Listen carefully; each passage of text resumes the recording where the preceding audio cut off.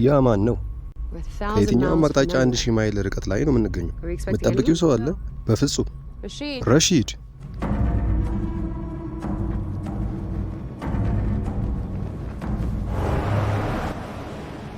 ሰላም የኔ ውድ። ስምምነት አድርገን ነበር። በእኔ በኩል ጠብቄያለሁ። ስፔንሰን ጎልድስትን ግን ቃሉን አልጠበቅም። አይ ያን ያክል ቀላል አይደለም። እኔንም ማገድ የትም አያደርስህም። እናም እነሱ በፍጹም አይከፍሉም። እናየዋለን። ጉቺ እና ዶን እናንተ ተሽከርካሪውን ይዛችሁ ወደ አየር ማረፊያ። ይህን እንዴት እንደምናደርገው ለሁሉም ሰው ግልጽ ነው? አዎ አለቃ። እነዛን ክፉ ሰዎች አስወግዷቸው። መልካም እንቅልፍ በረሮዬ። ሪቸል ዋይልድ ተራ ጠበቃ አይደለችም። ዕዳቸውን በሕጋዊ ክፍተቶች ጀርባ የሚደብቁ ሀብታም ወንጀለኞችን በመከታተል ትታወቃለች። ሕጋዊና ሕገወጥ፣ ነጭና ጥቁር መካከል ባለው ግራጫ አካባቢ ውስጥ ትገኛለች። ይህንንም ሙያ የተማረችው ብሬክስተን ከተባለ ዕዳ ሰብሳቢ ነው። ከጥቂት ቀናት በፊት ብሬክስተን የወንጀል አለቃ ማኒ ሳላዛር ያለበት የግል ደሴት ላይ በመሄድ ትልቅ የ1 ቢሊዮን ዶላር ዕዳ ለመሰብሰብ ሄደ። ሳላዛር ለመክፈል ተስማማ። ለአጭር ጊዜ ቢሆን ብሬክስተን ስራው ተጠናቀቀ ብሎ አሰበ። ነገር ግን የምስራቹን ለቀጣሪው ደውሎ በነገረበት ቅጽበት ኦላፍሰን የተባለው የሳላዛር ታማኝ ረዳት በጥይት መቶት ገደለው። እናም ዕዳው ከአስከፋዩ ጋር ተቀበረ። አንድ አይጥ አይቡን ሲያጣ ሌላ አይጥ ፍለጋ ይመጣል። በዚህም ጊዜ ያቺ አይጥ ሬቸል ዋይልድ ነች። ሳላዛር ገንዘብ ከሚበደረው ስፔንሰን ጎልድስትን አሴት ማኔጅመንት ኩባንያ ስራ አስፈጻሚ ከቦቢ ሺን ጋር ተገናኘች። ሬቸል ሙሉ ዕዳውን ለማስመለስ እንደምትችል በልበ ሙሉነት ተናገረች። እናም የ20% ኮሚሽን ትጠይቃለች። ቦቢ ግን ስራውን በ5% ለማድረግ ፈቃደኛ የሆነ ብዙ አስከፋዮች እንዳሉ በመጥቀስ ወዲያውኑ ተቃወመች። ነገር ግን ሬቸል ተረጋግታ ትቀጥላለች። የ5% አስከፋይ ምናልባትም ልክ እንደ ብሬክስተን ህይወቱን እንደሚያጣ ለቦቢ ታስታውሳታለች። ኩባንያው ገንዘብ ከማስመለስ ይልቅ ሌላ አስክሬን ብቻ ነው የሚረከበው። ቦቢ ሬቸልን ሆነ የእሷን ድርድር ዘይቤ በግልጽ ጠልተዋለች።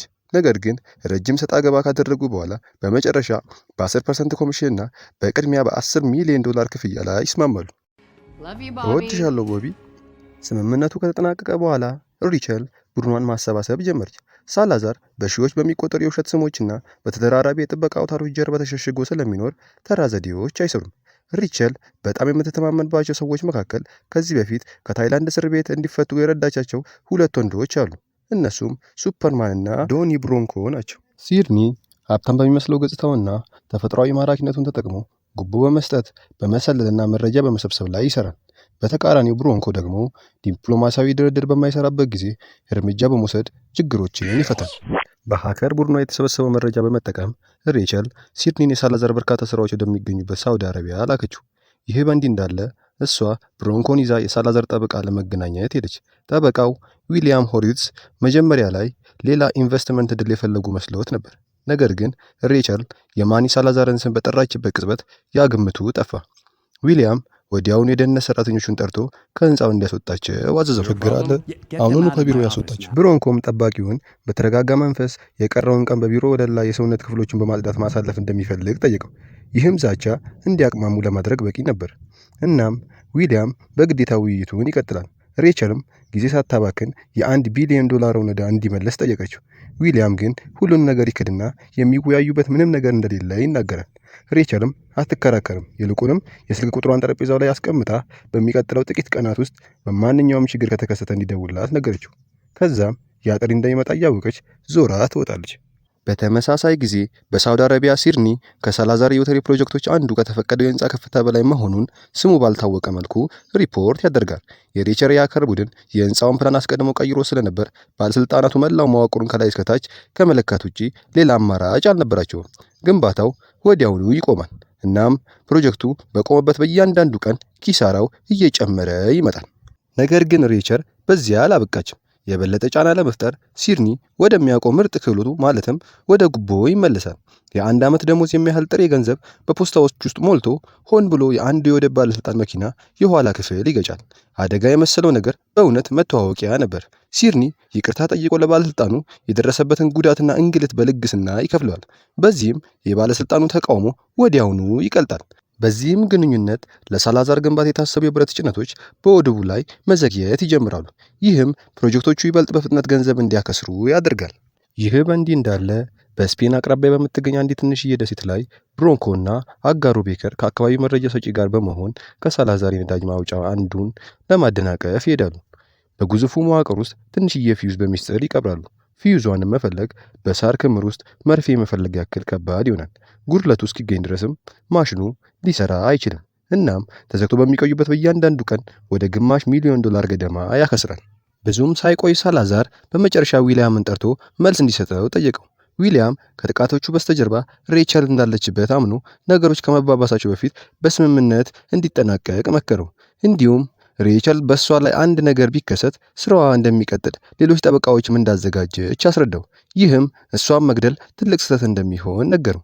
በመቀጠልም በየሳምንቱ ከሚደርስባቸው ጉዳት ያነሰ ወጪ እንደሚጠይቁና በመከራከር $300 ሚሊዮን እንዲስማሙ መከረው። ሳላዛር ሀሳቡ አልተመቸውም። ኩራቱ ከኪሱ በላይ ክፉኛ ተጎድቷል። ነገር ግን ዊሊያም አሁን አንድ የቀራቸው ብልጫ እንዳለው ጠቆሙ። ሬቸል አብዛኛው የሳላዛር ገንዘብ የመደበቅ ኃላፊነት ስላለበት ወልፍጋንግ ስለተባለው አካውንታንት ምንም የምታውቀው ነገር እንደሌለ ይገምታሉ። ነገር ግን ያ ግምታቸው አስቀድሞውኑ ጊዜው ያለፈበት ነበር። ሬቸል ከመጀመሪያው ጀምሮ በበርካታ እርምጃዎች ቀድማቸው ነበር። ከመጀመሪያው ስብሰባ ጀምሮ ብሮንኮ ከወልፍጋንግ ቢሮ ውስጥ የስለላ መሳሪያዎችን በሚስጥር ቀብራ ነበር። ያ መረጃ እየተሰበሰበ ባለበት ወቅት ሲድኒ በሳውዲ አረቢያ ስራውን ይቀጥላል። ራሱን እንደ ባለሀብት በማቅረብ በወልፍጋንግ የግል ድግሶች በአንዱ ላይ ይገኛል። በቀጥታም ከመቅረብ ይልቅ ወልፍጋንግ የሚወደውን የባክጋሞን ጨዋታን ይቀላቀላል። የተስተካከሉ ዳይሶችን በመጠቀም ሲድኒ በፊቱ የተቀመጡትን ተቃዋሚዎች በሙሉ በዝምታ ያሸንፋል። የድሎቹ ተከታታይነትም ትኩረትን ሳበ። እናም በመጨረሻ ወልፍጋንግ ራሱን አቀረበ። የእሱንም ትኩረት የሳበው የሲድኒ ችሎታ ሳይሆን የተሸለመውን ገንዘብ በተደጋጋሚ አለመቀበሉ ነበር። ሲድኒ እንደገና ያሸንፋል። አሁንም ክፍያውን አይቀበልም። ወልፍጋንግ ለመክፈል ሲያስገድደው ግን ሲድኒ የፈለገው ቦታ ላይ እንዳደረሰው ተገነዘበ። ከዚያም ጊዜ ጀምሮ ሲድኒ ሆን ብሎ መሸነፍ ይጀምራል። በቂ ጥሬ ገንዘብ እንደያዘ በመንገድ ይቅርታ ጠይቆት ለወልፍጋንግ ጌጣጌጥ ምስል በስጦታ ያበረክትለታል። ሀብታም ወንዶች ከገንዘብ ይልቅ የወዳጅነት ምልክት ከፍ አድርገው እንደሚመለከቱም ያውቃል። በስጦታ ውስጥም የተደበቀ የትሮጃን መሳሪያ ነበር። ነገር ግን የወልፍጋንግ በጭራሽ አላስተዋለውም ነበር። ስጦታውን ቢሮ እንደደረሰ የሬቸል ሃከሮች ሁሉንም ነገር ያገኛሉ። የባንክ አካውንቶቹን፣ የውሸት ኩባንያዎችን እና የተደበቁ ዝውውሮችን እንዲሁም የዓመታት ሚስጥሮችን አንድ በአንድ መጋለጥ ይጀምራሉ። በማስረጃውን በመታገዝ ሬቸል ጉዳዩን ወደ ፍርድ ቤት ትወስዳለች። ጫናው ዊሊያምን ለሬቸል ወዲያውኑ እንዲደውል ያስገድደዋል። በዚህም ጊዜ $200 ሚሊዮን ያቀርባል። ሬቸል ቅናሹን ውድቅ አድርጋ ስልኩን ዘጋችበት። ለዊሊያም ከጥሪው በኋላ ያለው ዝምታ ከማንኛውም ዛቻ ይበልጥ ከብዶታል። ሳላዛር በመጨረሻ እንደሚያገኛት አውቃ ድርድሩ ከተበላሸ ሊፈጠር ለሚችለው ነገር ለመዘጋጀት ሬቸል ብሮንኮንና ሲድኒን ወደ ደሴት ትልካለች። ለደህንነት ብቻ ሳይሆን ሬቸል በፍጥነት መሰወር ካስፈለጋት እንደ መደበቂያ ሊያገለግል ከሚችል የተተወ የዋሻ መስመር ጋር ቅርብ የሆነ ገለልተኛ ቦታ ላይ ካምፕ መሰረተች። ስብሰባውም ምናልባት በሳላዛር የቅንጦት ሆቴል ውስጥ ሊካሄድ ስለሚችል ብሮንኮ ወዲያውኑ ሁሉንም ሊሆን የሚችል የማምለጫ መንገዶችን ማካሄድ ይጀምራል። የመጀመሪያው መንገድ በቀጥታ በከተማዋ በኩል ወደ ወደብ ያመራል። ሁለተኛው መንገድ ደግሞ ጋይሮፕሌኖችን በመጠቀም በሰሜን በኩል በአየር ኃይል በኩል ማምለጥ። ሶስተኛውና በጣም ሩቅ የሆነው መንገድ በስተምዕራብ በኩል ባሉ የቪላ ዋሻዎች ውስጥ ያልፋል። ከዚያም በጀርባ ያስኬዳል። መንገዶቹን ከለዩ በኋላ ከመጀመሪያው መንገድ በመነሳት አንድ በአንድ መፈተሽ ጀመሩ። የከተማው መንገድ ትልቁ ድክመቱ የትራፊክ መጨናነቅ ነበር። ማንኛውም ባለ አራት እግር ተሽከርካሪ በጥቂት ደቂቃዎች ውስጥ ይዘጋጋል። ስለዚህም ወደ ኦፍ-ሮድ ሞተር ሳይክሎች ይቀይራሉ። የአካባቢ ባለስልጣናትም ምን ያህል በፍጥነታቸው ምላሽ መስጠት እንደሚችሉ ለመለካት አንድ የቡድን አባል ከሆቴል ወደ ወደብ በሚያደርገው ጉዞ ወቅት ሆን ብሎ የፖሊስን ትኩረት ይስባል። የፖሊስን መኪናዎች ወዲያውኑ ማሳደድ ይጀምራሉ። ነገር ግን ጠባብ መንገዶች ለሞተር ሳይክል ብቻ ምቹ በመሆናቸው ሳይያዙ ወደቡ ጋር መድረስ ይችላሉ። ሁለተኛው መንገድ የበለጠ ቀላል ነው። አብዛኛው መንገዱ በአፈር መንገዶች ላይ ስለሚያቋርጥ ፍጥነት ትልቅ ዋጋ ይኖረዋል። ሆኖም ብሮንኮ የመጠባበቂያ እቅድ ያዘጋጃል። በመንገዱም ላይ አንድ ትልቅ የሙዝ እርሻ ሊጠቅማቸው የሚችል አንድ የድብቅ ጥቃት መፈጸሚያ ቦታ ያዘጋጃል። ጠላቶቹ በጣም ከቀረቡ ወደ እርሻው በመሳብ ቀድሞ የተዘጋጀ ወጥመድ ጉድጓድ ውስጥ እንዲወድቁ ማድረግ ያስችላል። ሶስተኛው መንገድ ደግሞ የበለጠ ውስብስብ ነው። በመጀመሪያ በዋሻው መንገዶች በእግር ማምለጥን ይጠይቃል። ከዚያም በባህር ዳርቻ አቅራቢያ ወደ ተደበቁ ባጊዎች መድረስም ይገባል። መንገዱ ጥልቅ ሸለቆዎች ስለሚዘጋው ብሮንኮ የዚፕ ላይን መንገድ ለመፍጠር የብረት ገመዶችን ገጠመ። እንደገና አድርገው። ያኔም ቢሆን ብሮንኮ ሙሉ በሙሉ ደስተኛ አልነበረም። ሁሉም ሰው መንገዶቹን በቃሉ እስኪይዝ ድረስ ቡድኑን ማሰልጠን ይቀጥላል። ዝግጅቱ ሕይወት ሊያድን ይችላል። እናም ጊዜው ሲደርስ ምንም አይነት ስህተት እንዲኖር አይፈልግም። የማምለጫ መስመሮችን ማቀድ ብቻውን በቂ አይደለም። በድርድር ወቅት የበላይነት ለማግኘት ሳላዛር ምን እያቀደ እንደሆነ ማወቅ ያስፈልጋቸዋል። ይህም ወደ ሆቴል ውስጥ መግባትን ይጠይቃል። ብሮንኮ በሎቢ ውስጥ የውሸት የልብ ድካም እንደደረሰበት በማስመሰል ትርምስ ይፈጥራል። ከዚያም ማንም ሳያስተውለው የመግቢያ ካርድ ይሰርቃቸዋል። በርካታ የሲሲቲቪ ካሜራዎች ከስራ ውጭ ካደረገ በኋላ ሁለቱም ወደ ሳላዛር የቅንጦት መኖሪያ ፔንታውስ በድብቅ ይገባሉ። ከዚያም በህንፃ ውስጥ በተለያዩ ቦታዎች የማዳመጫ መሳሪያዎችን ይተክላሉ። ይህም ሬቸል በዚህ የሚካሄደው ማንኛውም አስፈላጊ ውይይቶችን እንድትሰማ ያስችላታል። ስራቸው አሁንም አልተጠናቀቀም። ስለ አካባቢው የህግ አስከባሪ ኃይሉ ተጨማሪ መረጃ ለማግኘት ሲድኒ የመጨረሻ ትኩረት የሚያዘናጋ ዘዴ ይፈጥራል። ሰክሮ እንደሆነ በማስመሰል ሆን ብሎ በአንድ ፖሊስ መኮንን ጫማ ላይ ሽንቱን ይሽናል። መኮንኑም ይይዘውና ወደ ማቆያ ክፍል ይጥለዋል። በዚህም ሲድኒ በጸጥታ የጣቢያውን አቀማመጥና የደህንነት ስርዓቱን ያጠናል። ከተለቀቀም በኋላ ጠቃሚ መረጃዎችን ይዞ ይወጣል። ይህ በእንዲህ እንዳለ ሌላው የቡድኑ አባል አንድ ተጨማሪ ጥንቃቄ በማድረግ በበርካታ የፖሊስ ተሽከርካሪዎች ስር ፈንጂዎችን በድብቅ ይገጥማሉ። በኒውዮርክ ሬቸል ጫናዋን መጨመሯን ቀጥላለች። ፍርድ ቤቶች አንድ በአንድ ተጨማሪ የሳላዛር ንብረቶችን በእገዳ ስር ያደርጋሉ። ይህም በንግዱ ኢምፓየር ዙሪያ ያለውን ጫና እየበረታ እንዲሄድ ያደርጋል። አማራጮቹ ከቀን ወደ ቀን እየጠበቡ በመምጣታቸው ሳላዛር በመጨረሻ ከሪቸል ጋር በደሴቱ ላይ ፊት ለፊት ለመገናኘት ይስማማል። በደሴቱ ላይ ስብሰባ አዘጋጁ። በመጨረሻም ሬቸል ለስብሰባ የሳላዛር ደሴት ትደርሳለች። ለጥንቃቄም የመከታተያ መሳሪያ የተገጠመለት ሰዓት ይሰጣታል።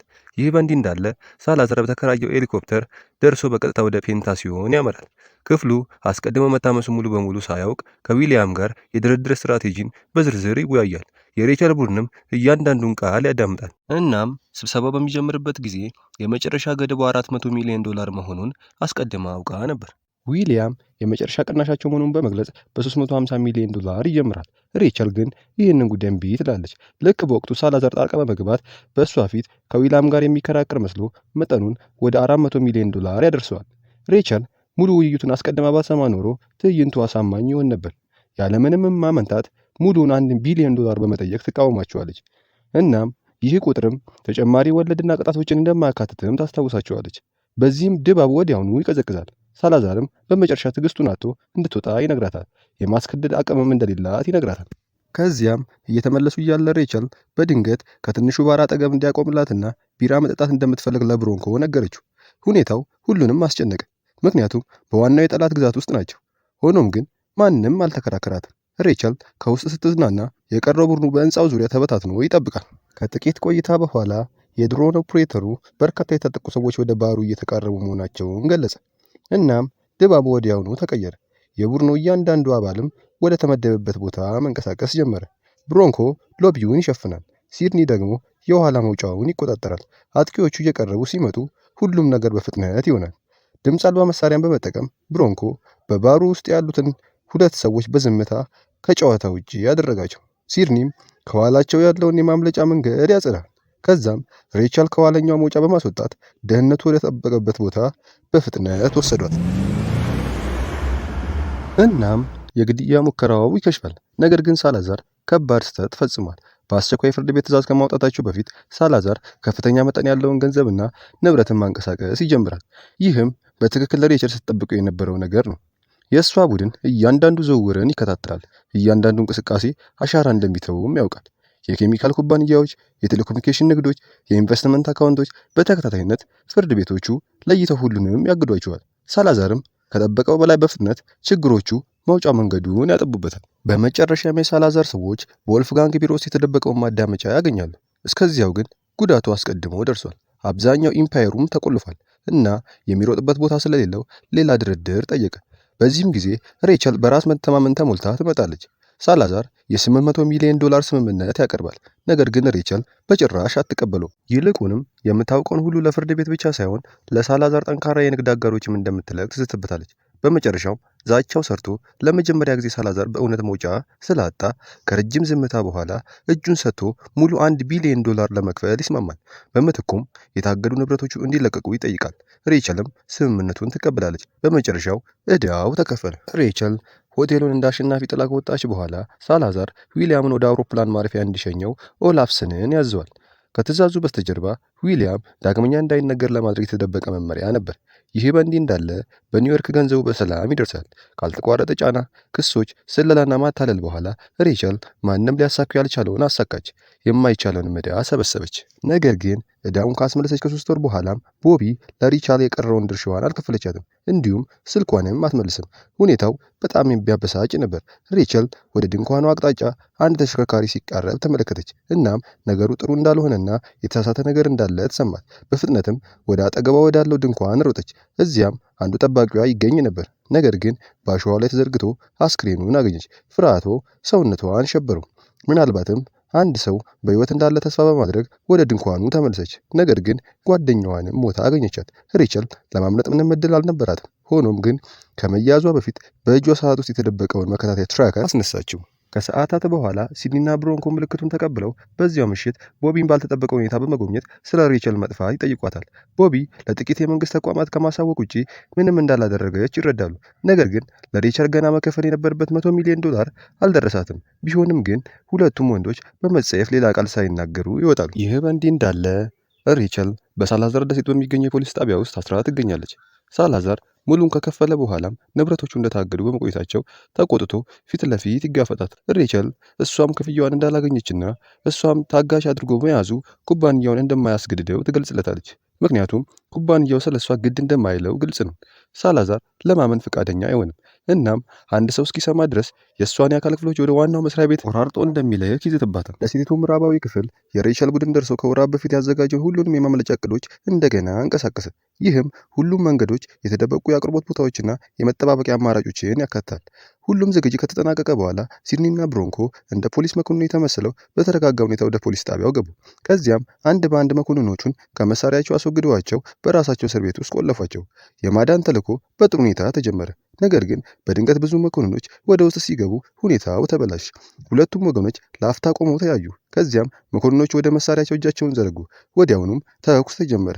ጠባብ የኮሪደር መንገዶች ወደ ጦር ሜዳ ተለወጡ። የተኩሱ ድምፅ ከውጭ ያለው ተጨማሪ ኃይሎችን አስጠነቀቀ። የፊት መውጫው ሊጨናነቅ በተቃረበ ጊዜ ቤከር በኋለኛው ግድግዳ አካባቢ ያስቀመጣቸውን ፈንጂዎች አፈነዳ። ቡድኑም በተፈጠረው ክፍተት በኩል በፍጥነት ወጥቶ ወደ ሰሜን አቅጣጫ ወደሚገኘው የአውሮፕላን ማረፊያ አመራ። ሌላ ዕድል እንዳያገኙ ማስቆም አለብን። ለአጭር ጊዜ እቅዳቸው ሊሳካ ይችላል የሚል ተስፋ ነበረው። ነገር ግን ድንገት ሌላ አደጋ ተከሰተ።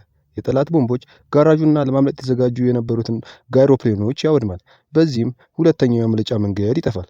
ብሮንኮ ወዲያውኑ ወደ ቀጣይ እቅዱ ይሸጋግራል። እናም ቡድኑ ወደ ሙዝ እርሻው አቅጣጫ ያመራል። እንደተጠበቀውም የጠላት ተሽከርካሪዎች በኃይለኛ ሁኔታ ያሳድዷቸዋል። እናም በቅድሚያ ወደ ተዘጋጀው ጉድጓድ በቀጥታ ይገባሉ። ቡድኑም ከአደጋ የተረፉትን በፍጥነት ያስወግዳል። እናም ሳይዘገይ ጉዞ ይቀጥላል። በመጨረሻም ወደ ዋሻው ደርሰው ለሶስተኛውና ለመጨረሻ ማምለጫ መንገድ ዝግጅት ይጀምራሉ። በሚያሳዝን ሁኔታ የሳላዛር ሰዎች አስቀድመው ከየአቅጣጫው በመቃረባቸው ቡድኑ ወደ ሌላ የተኩስ ልውውጥ እንዲያደርግ ይገደዳል። የቀረው ቡድን ወደ ዋሻው ሲያፈገፍግ ሲድኒ ሽፋን ይሰጣል። በቪላ ውስጥም ቤከር ፈንጂዎችን በማዘጋጀት ወደ ኋላ ሲቀር ብሮንኮ እንዲያመልጥ ቢነግረውም ቤከር ግን እምቢ አለው። ምክንያቱም አንድ ሰው ጊዜ መግዛት አለበት። ቡድኑ ወደ ዋሻው ሲያመልጥ ቤከርም ጠላትን ይከላከላል። የቡድኑ ደህንነት ካረጋገጠ በኋላ የፈንጂውን ማስነሻውን አስነሳው። መላው የመደበቂያ ቤትም በእሳት ጋየ። እናም ፍንዳታው ሕንፃውን በማውደም በደርዘን የሚቆጠሩ ጠላቶችን እዛው አስቀራቸው። ቤከርም ከዛ በሕይወት መውጣት አልቻለም። ነገር ግን የእሱ መስዋዕትነት ለቡድኑ አስፈላጊ የማምለጫ ዕድል ሰጠ። ነገር ግን ወደ ባህር ዳርቻው ከመድረሳቸው በፊት ኦላፍሰን በሄሊኮፕተር ተከትለው ከላይ ተኩስ ከፈተባቸው። በጥይቱም ዝናብ ምክንያት ቡድኑ ወደ ተተወ ጋራዥ ለመግባት ተገደደ። ከዛም ሄሊኮፕተሩ ሲያልፍ ብሮንኮ የሮኬት ማስወንጨፊያውን በትከሻው ላይ አድርጎ በማስወንጨፍ ሄሊኮፕተሩን በቀጥታ በመምታት የቡድኑን መንገድ አጸዳ። ከዚያም ወደ ወደቡ ደርሰው በሚጠብቃቸው ጀልባ ላይ ተሳፈሩ። ብሮንኮ ሬቸልና የቀረውን ቡድን በባህር ሲሸኝ እሱና ሲድኒ ለአንድ የመጨረሻ ስራ ወደ ኋላ ቀሩ። ከዛም ሁለቱ ወደ ሳላዛር ፔንታሲዮን በመግባት ሳላዛርን ካገኙት በኋላ አደንዝዘውት በአምቡላንስ ከህንፃው በሚስጥር አስወጡት። ከተወሰኑ ቀናት በኋላ ሬቸል ቦቢን ለመጎብኘት በመሄድ ወደ ውስጥ ፈገግ እያለች ገባች። ከዛም ገንዘቧ መቀበሏንም ነገረቻት። ቦቢ ለአፍታ እፎ እያለች ይመስላል። ነገር ግን ሬቸል ያንን ስሜት በፍጥነት አጠፋችባት። ምክንያቱም ስግብግብነት መዘዝ እንዳለው በመንገርና ከመጀመሪያው ልትከፍላት የሚገባውን በሰዓቱ ብትከፍል ኖሮ ይህ ሁሉ እንደማይፈጠር በመንገር ሬቸል አንድ የመጨረሻ ዜና አበሰረቻት። ሳላዛር አሁንም በሕይወት እንዳለና በጣም እንደተናደደ፣ ግዛቱ በዙሪያው እየፈረሰ በመሄዱ ኩባንያው ከወንጀለኞች ጋር ያለውን ግንኙነትና የንግድ ጉዳዮችን የሚያውቀውን ሁሉ ለኤፍቢአይ ሊናገር እንደሚችል ነገረቻት። ከዛም ሬቸል ዞር ብላ ስትሄድ ቦቢ የስልክ ጥሪ ደረሳት። ደዋዩም የኩባንያው ሊቀመንበር ነበር። በዚያው ቅጽበት ቦቢ በትክክል ምን እየተከሰተ እንደሆነ ተረዳች። ኩባንያውም ጥፋቱን የሚሸከም ሰው ይፈልጋል። እናም እሷ ለዚያ ሚና ፍጹም ተስማሚ መስዋዕት ሆነች። የዛሬው የሰሜን ሙቪ ሪካፕ ፊልም እይታ ይህንን ይመስላል። ስለተመለከቱኝ እያመሰገንኩኝ ላይክ፣ ኮሜንት እና ሰብስክራይብ እንዲሁም የደወል ምልክቷን እየተጫኑ ያበረታቱኝ።